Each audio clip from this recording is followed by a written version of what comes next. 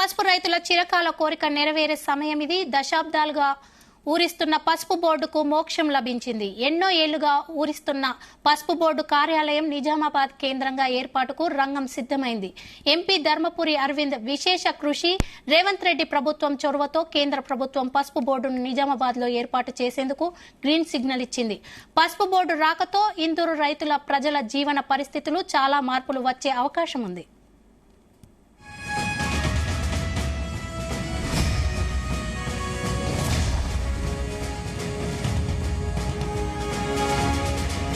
నిజామాబాద్ లో పసుపు బోర్డు అంటూ దశాబ్ద కాలంగా బాగా ప్రచారంలోకి వచ్చింది. 2019 ఎన్నికల్లో పసుపు బోర్డు ఏర్పాటే లక్ష్యంగా ప్రచారం చేసిన ధర్మపురి అరవింద్ ఆ ఎన్నికల్లో కేసీఆర్ కూతురు కవితను ఓడించారు. రైతులకు ఇచ్చిన మాట ప్రకారం పసుపు బోర్డును తీసుకురావడమే కాకుండా బోర్డు కేంద్ర కార్యాలయాన్ని నిజామాబాద్ లో ఏర్పాటు చేయించడం ఎంపీ అరవింద్ ధర్మపురి సాధించిన ఘన విజయమే అని చెప్పాలి. ఎక్కువ విస్తీర్ణంలో పసుపును పండించే తమ రాష్ట్రంలోనే పసుపు బోర్డు కేంద్ర కార్యాలయాన్ని పెట్టాలని మహారాష్ట్ర ప్రభుత్వం, అక్కడి బీజేపీ నాయకులు తీవ్రస్థాయిలో కేంద్ర ప్రభుత్వం మీద ఒత్తిడి తెచ్చారు. అయినా తన ప్రయత్నాన్ని, ఆత్మవిశ్వాసాన్ని వదులుకోకుండా ధర్మపురి అరవింద్ ప్రయత్నించారు. నిజామాబాద్ లోనే బోర్డు కేంద్ర కార్యాలయం పెట్టేలా ప్రధాని నరేంద్ర మోదీని ఒప్పించడంలో అరవింద్ సక్సెస్ అయ్యారు. आज मैं तेलंगाना की धरती से घोषणा कर रहा हूं।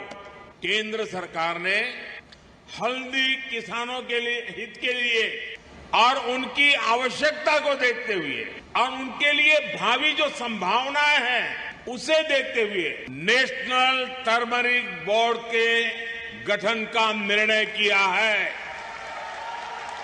తనను గెలిపిస్తే ఇచ్చిన హామీని నెరవేరుస్తానని, లేకపోతే పదవికి రాజీనామా చేసి మీతో పాటు పోరాటం చేస్తానని లిఖితపూర్వకంగా బ్యాండ్ పేపర్ రాసిచ్చారు. తన పదవీ కాలం ముగియక ముందే ఆ హామీని నెరవేర్చి చరిత్ర సృష్టించారు నిజామాబాద్ ఎంపీ ధర్మపురి అరవింద్. పసుపు బోర్డు రావడంతో ప్రపంచ పసుపు హబ్ గా నిజామాబాద్ మారనుంది. నిజామాబాద్, జగిత్యాల, కామారెడ్డి, నిర్మల్ జిల్లాల్లో పసుపు శుద్ధి కర్మాగారాలు, ప్రాసెసింగ్, ప్యాకింగ్ యూనిట్లు కూడా విరివిగా ఏర్పాటు కానున్నాయి. పసుపుతో పాటు స్థానిక ఇతర వ్యవసాయ ఉత్పత్తుల అనుబంధ పరిశ్రమలు కూడా ఏర్పాటయ్యే అవకాశం ఉంది. सालों से टर्मरिक बोर्ड बनाने की मांग थी और ये अरविंद धर्मपुरी मोदी जी के इतने पीछे पड़ गए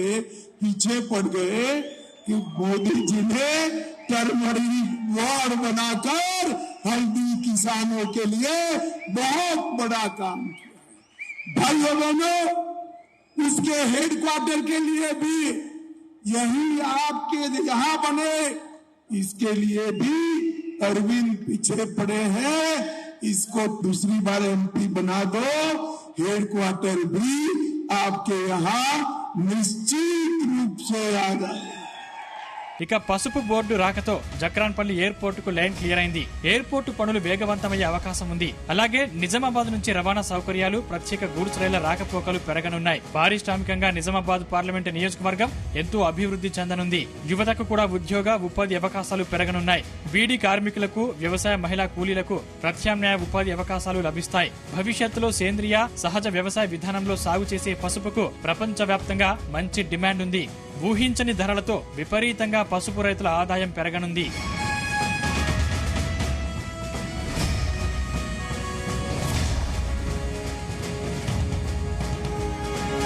ఇచ్చిన మాటను నిలబెట్టుకునేవారు అరుదుగా ఉంటారు. అలాంటి అరుదైన నాయకుడే ఎంపీ అరవింద్ అని రైతన్నలు అభినందిస్తున్నారు.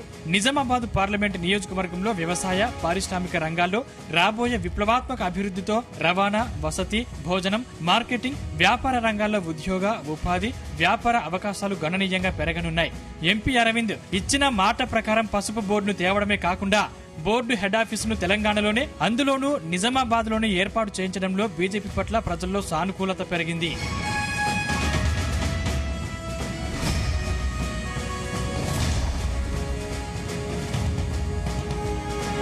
ఎంపీ అరవింద్ పసుపు బోర్డును తీసుకురావడంతో తెలంగాణ రాష్ట్ర ప్రభుత్వంపై, స్థానిక, రాష్ట్ర కాంగ్రెస్ నాయకులపై ఇప్పుడు మూతపడ్డ చక్కెర ఫ్యాక్టరీని తిరిగి తెప్పించాల్సిన ఒత్తిడి పెరగనుంది.